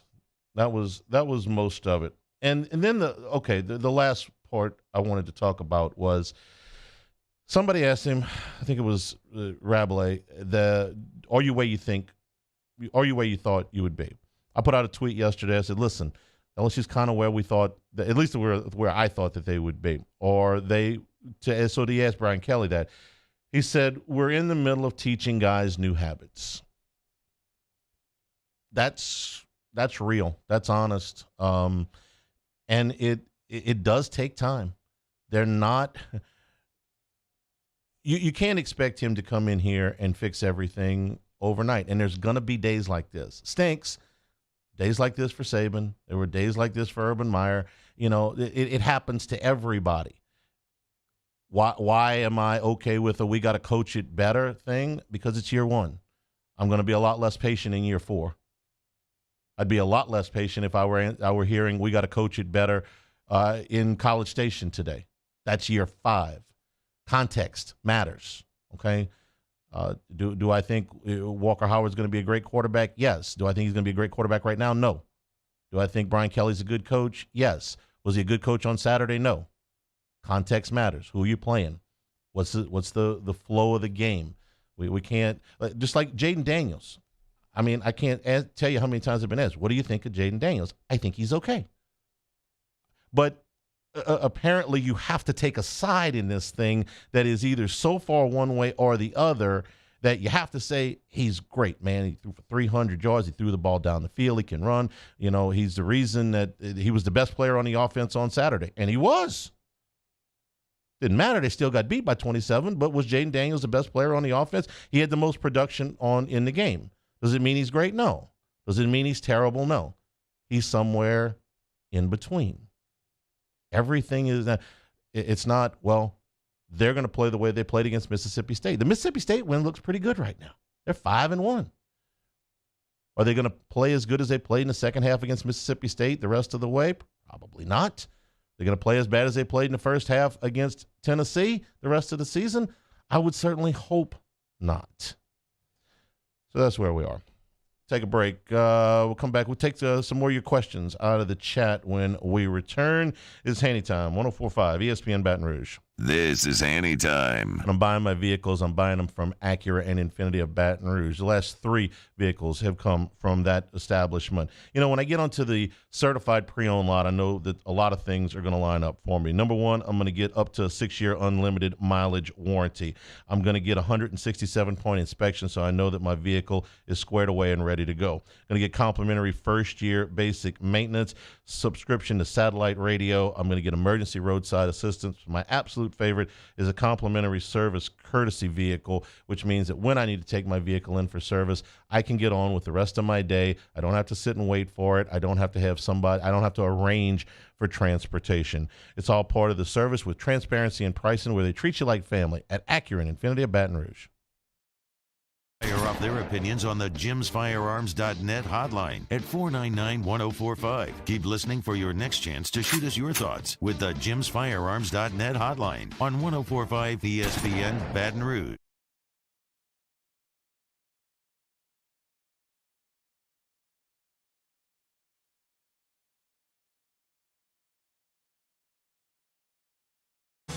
With safety and tech to keep you connected. Supported by a 5-star sales, service, and finance team. And backed by the 1-star you know. So go the extra mile. It's never crowded because so few have what it takes to go there. Mercedes-Benz Vans.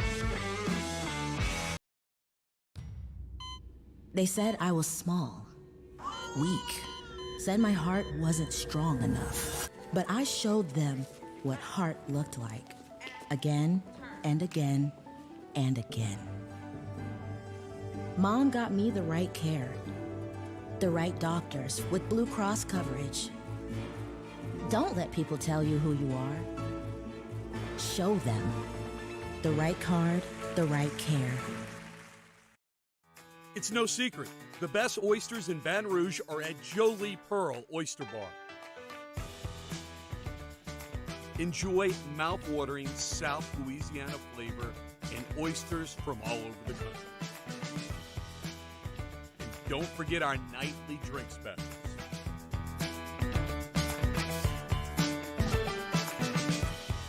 Jolie Pearl Oyster Bar, located in downtown Baton Rouge.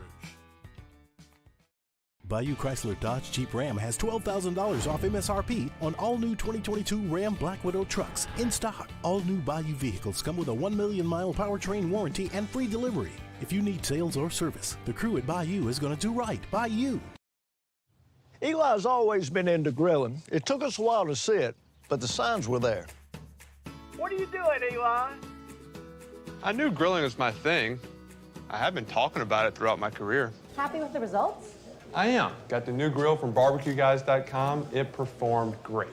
My advice, as I always told my boys, do more of what you're born to do. Barbecue Guys, for those who were born to grill. You want cheese on your burger, Pops? I'll take a little cheese. I'm Jay Ducote. I grew up learning how to cook at LSU tailgate parties and right in my own backyard. And I created JD's Louisiana products to bring that Louisiana flavor to you at home for your backyard cookout. JD's Louisiana barbecue sauce, Louisiana molasses mustard, spicy and sweet barbecue rub, and more are available at your local supermarkets or by logging on to jducote.com/shop. Put in promo code CST for 25% off at checkout.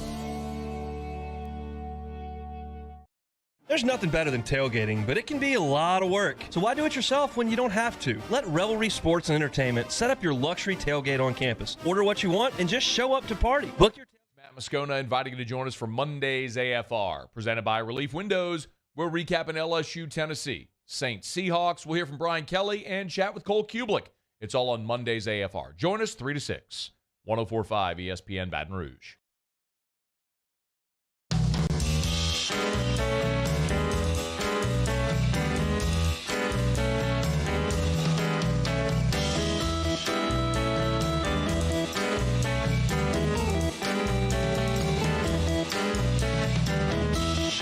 This is Hanny Time with Charles Annegriff on 104.5 ESPN Baton Rouge. Taking your questions out of the chat right now. One of the questions, I should have brought up Garrett Nussmeier since there's been a little bit of talk about him as well. They've made a decision that Daniels over Nussmeier. Right or wrong, that's what they've decided. I thought that in this game, if the offense was stagnant, that they might go to Nussmeier. Kelly said it well. They actually moved the ball a little bit in the first half. They just didn't pay off those drives. So it wasn't like he never made a throw down the field or that they weren't at least moving the ball a little bit. So they've made that decision. I thought that in this game, if they had struggled a little bit more, they might have gone to Nussmeier, but that's not in their line of thinking. I wanted to address the Walker Howard stuff because some people have asked about, is he gonna show up and play at some point later in the year? And my answer to that is probably not. Daniels is your quarterback, and there's some things he does well and some things that he doesn't. That's just reality. That's where they are. I don't think we're gonna be having a quarterback conversation the rest of the year. I think they've decided this is what they're going to do and this is how they're going to go, and that's, for better or for worse, that's the way it's going to go. Ask Kenny, are we being punished for years of not throwing the ball, asking to throw the ball to the tight end? Now they throw the ball nothing but the tight end. It is a little bit strange. Maybe it shouldn't be, because Kelly and Denbrock are big believers in the tight end, and if you watched Notre Dame and BYU on Saturday night, and you watched Mayer, who is just an absolute boy. He looks like Gronkowski. I mean, he's a Gronkowski clone. That's the kind of guy that they want, and they think that Mason Taylor's got a terrific future. I would prefer that. I am always for some balls going to the tight end. I would prefer if they went to some of the receivers, even if it's just quick passes and getting the ball out of Daniels' hands and getting it into the hands of some of those guys on the outside. But I think we've been through that. I think that's just not something that they're terribly good at this point. Some of the other games in the conference this weekend, again, Mississippi State wins and wins convincingly. That's another big win for them at home. Now, Arkansas was without KJ Jefferson, and that makes all the difference in the world. But another big win for Mississippi State. You look at the resume right now for State, and they got to be kicking themselves with the second half in Baton Rouge, because you went out. You got to win against Memphis. You got to win against Arizona. You got to win against Texas A&M. You got to win against Arkansas, and you had LSU in a 13-point hole. They go to Kentucky this weekend, who another team without their quarterback. A lot of teams without their quarterback this weekend. Alabama was without their quarterback this weekend. Kentucky was without their quarterback this weekend. Arkansas was without their quarterback this weekend. And it's a huge deal. Did you catch Beamer in the sunglasses? Shane Beamer with the sunglasses, Mario. That was good. Big L for Stoops. Stoops had gotten on them about. Was it dancing with the sunglasses? Yeah, over the offseason, he made like a little video dancing to Soulja Boy and putting the sunglasses on. so in the locker room after South Carolina's first SEC win, they put the sunglasses on and danced a little bit. Yeah, have a little bit of fun with this. Florida got to see some of this game, didn't get to see a ton of it. It was kind of a back and forth affair. The yardstick was pretty even with Mizzou. Mizzou's 0-3 in the conference, but within a touchdown of Florida, within a touchdown of Georgia. Maybe they're not as bad as we thought. Anthony Richardson, really, Florida did not have the ball. They only snapped the ball 46 times this weekend. Richardson only threw 14 passes. Now, they ran for 231 yards, and they also had a pick six off of Brady Cook. But it's not like Florida went up and down the field on Missouri this past weekend. I think this is a pretty the line is what, 2.5, 3 right now. Florida advantage, home field advantage. Basically, Florida's got a lot of the same issues that LSU has. A quarterback that can run really well but does not throw the ball down the field a lot. He did in the Tennessee game, but he didn't in really any of the other games. So it's not like Florida should be drastically rated above LSU at this point. Those two teams are pretty equal. This is a toss-up game. Any way you look at it. Ole Miss got another win this weekend. They are 6-0. By the way, the LSU game, if you missed it earlier, is going to be at 2:30 in Tiger Stadium because CBS hates LSU. What else this weekend? The game between Utah and UCLA was a surprise to me. UCLA may be for real. I was backing the wrong horse in the Pac-12. I was back in Washington. Thought, after the first 4 games that they looked really good. Michael Penix, and Penix is still having a terrific year, but the defense has kind of fallen out in Washington. Hasn't, UCLA, they're not playing lights out defense, but they're playing enough. And DTR is maybe that's the quarterback that I should be backing in the Pac instead of Penix. Penix may have had some better numbers in the first month of the season, but UCLA is winning the games. Usually Utah goes in there and muscles them. They didn't in this game. So UCLA at 6-0 is now your best hope outside of USC on the West Coast to get home. The TCU Kansas game was fantastic. TCU ended up winning. That was another game between unbeatens. Max Dugan threw his first interception of the year for TCU, but they were able to beat Kansas. Jayden Daniels went out of this game early. The backup for Kansas threw 4 touchdown passes, but they came up a little bit short against TCU. Told you that Washington, kind of an inexplicable loss to Arizona State. Arizona State has won a couple of games. It's amazing when you don't give the other team your game plan, your chances of winning increase by a factor of 10, huh? Texas blows out Oklahoma 49-0. I was really close. That was one of my picks. I said, you know what? Everybody's going with Texas, and I'm going to do something different. I'm going to go with Oklahoma. Everybody was right. Quinn Ewers was back. Dylan Gabriel wasn't. Ewers threw 4 touchdown passes. And Oklahoma with their biggest loss in the series and 0-3 in the Big 12. So you see, could be worse. you could be Oklahoma at this point. Just absolutely embarrassed. 7.5-point favorites against Kansas too this week. I thought that kind of jumped off the page. 7.5-point favorites. Okay. Yeah. What did I say last week? That Kansas is going to be an underdog. They were 5-0, but an underdog in every game the rest of the season. They look better than that to me. Kansas looks like a team that can win, I don't know, maybe 3 of the remaining 6. I mean, that's a career in Lawrence. You win you win 8 games. I mean, they build a statue to you. Other games I want to talk about. Giants beat the Packers yesterday. The Giants are 4-1. If we're talking about biggest surprises, Giants go to the top of the list. Lions, highest scoring team in the NFL, get shut out yesterday. Concussion protocol is working well, I guess. Now we've gone from in 2 weeks from a guy getting slammed to the turf, getting up, having wobbly legs, being sent back into the game, to Teddy Bridgewater got tackled yesterday and they took him out and ruled him out immediately. Now, 2 weeks ago, just help me out with this. 2 weeks ago, everybody saw Tua get up and look like he was punch drunk, except the guys up in the booth.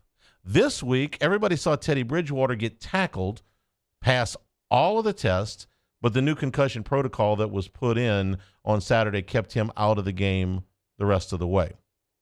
I ain't mad. I didn't have the Dolphins yesterday. course, I could have had the Falcons on the money line yesterday and watched Tom Brady get tackled and have a roughing the passer called. This is the overreaction to the Tua thing. It's all this is. Brady got tackled by Grady Jarrett. You can't hit Tom Brady high, and you can't hit Tom Brady low. You have to hit Tom Brady around his midsection. Grady Jarrett wrapped him up around the midsection and threw him to the ground. He didn't slam his head to the ground. He didn't grab him by the leg and twist anything. He just went and tackled him. And the referees called roughing the passer. I don't know if it was because it was Tom Brady. That's certainly a reasonable thing to wonder is, well, if it was another quarterback.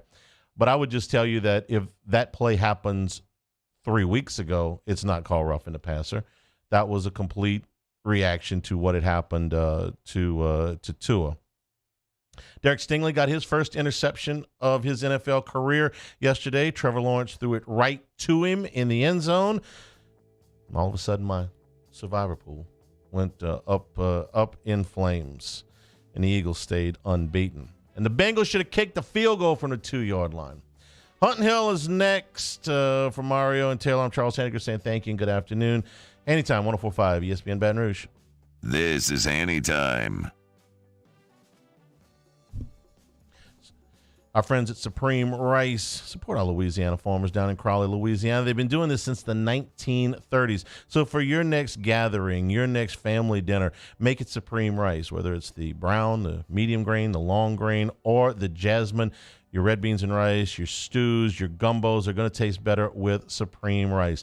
Real easy to pick up Supreme Rice. You can get it at all of your AG food stores, all of your Costco's, all your Walmarts. Pick it up at Rouse's on your way into Tailgate. We do the pregame show from Rouse's every week. You can get your Supreme Rice there. For more information and great recipes, go to supremerice.com.